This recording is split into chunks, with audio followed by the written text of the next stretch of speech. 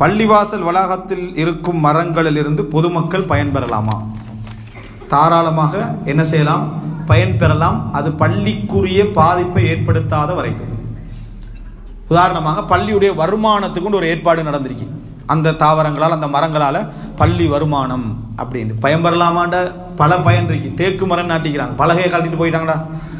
உதாரணமாக பயன்பெறலாம் தாராளமான்னு சொல்லிட்டாரு அப்படின்னு நைட்டா லொரியை கொண்டு வந்து வெட்டி பயன்பெறலாம் அப்படி அர்த்தம் இல்லை. பயன்பெறலாம் பள்ளிக்கு பாதிக்காத வண்ணம் அடிப்படையில் நம்ம என்ன செய்யலாம்?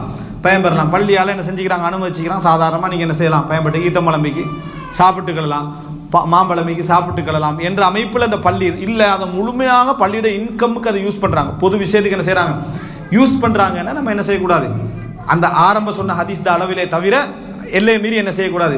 நம்ம அதில் பயன்பெறுவதற்கு. ஏன்னா பள்ளி ஒரு பொது இடம் தான். பொது இடமாக இருந்தாலும் அதில் பாதிப்பு என்ன செய்யக்கூடாது?